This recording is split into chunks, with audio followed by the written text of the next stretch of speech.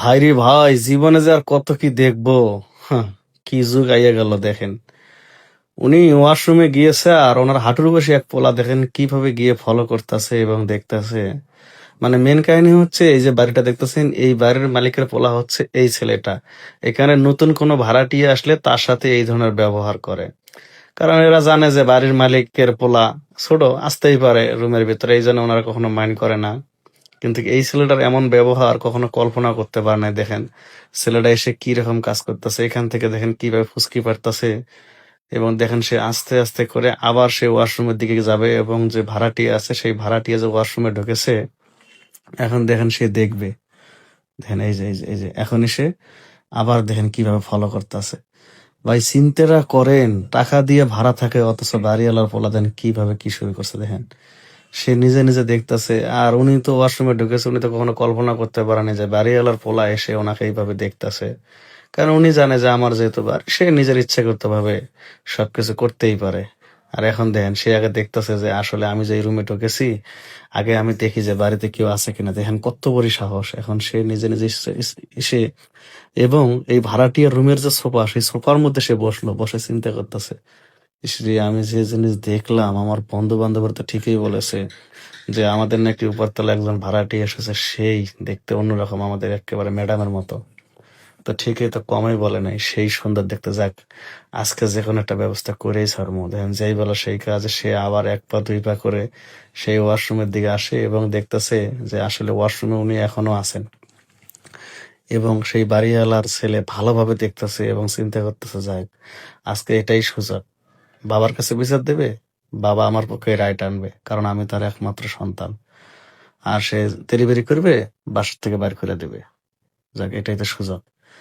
এখন কি করব, দেখি আগে কেউ আছে কিনা। দেখেন যেই বলে সেই কাজে বাড়িওয়ালার ছেলে দেখেন এক পা দুই পা করে এগিয়ে গিয়ে এবার দেখেন কত সাহস। সে আগে দরজা লাগিয়ে দিয়েছিল, এখন সে দরজা খুলে ভালোভাবে দেখতেছে যে কেউ আছে কিনা। এখন দেখতেছে যে না, কেউ নাই। তার মনে আস্তে আস্তে আরো সাহস অনেক বেড়ে গেল যে আজকে ভাড়াটিয়ার সাথে আমার অনেক কিছু হয়ে যাবে। আজকে তার কোনো ছাড় নাই। দেখেন সে তাদের এখানে এসে তার যে যে একটা খালি রুম আছে সেই রুমের দিকে তাকাচ্ছে যে এখানে কেউ আছে কিনা, সে ভালোভাবে দেখতেছে। কারণ সে তো আগে পরে কখনো এই জায়গায় আসেনি, এখন তার তো দেখার উচিত যে আসলে কেউ আছে কিনা। এখন দেখেন সে ভালোভাবে দেখলো যে না, কেউ নেই। সে আবার এক পা দুই পা করে দেখেন এখানে চলে এসেছে। এসে দেখে এখন দেখতেছে যে কি ব্যাপার, কই ভিতরে নাকি। এখন আরো ভিতরে ঢুকতেছে, বুঝতে পারছেন। সে দেখেন আরো ভিতরে ঢুকতেছে, এখন ওয়াশরুমের ভিতরে গিয়ে এক প্রকার দেখেন বাড়িওয়ালার ছেলে হতভম্ব, কি ব্যাপার, কই গেল। সে এদিকে ওদিকে খুঁজতেছে, পাইতেছে না। আর এইদিকে দেখেন সেই ভাড়াটি এই জায়গায় দাঁড়িয়ে রয়েছে, তাকে দেখে বাড়িওয়ালার পোলা চমকে গিয়েছে। এখন সে বলছে, কি, হ্যাঁ, আমাকে দেখতে এই জায়গায় এসেছো? আমি কখনো ভাবতেও পারিনি যে বাড়িওয়ালা বাড়িওয়ালার পোলা এত খারাপ। তোমার বাবা অনেক ভালো, তাকে দেখে আমার সবসময় ভালো মনে হয়েছে, কিন্তু তার সন্তান হয়ে তুমি যে এতটা খারাপ, এটা কখনো ভাবতে পারতাম না। হ্যাঁ, তোমাকে ছোট ভাইয়ের মতো করে মনে করতাম। তুমি যখন তোর রুমে আসতেই পারো, যেতেই পারো, কারণ তুমি, তোমার মতো আমার একটা ছোট ভাই আছে।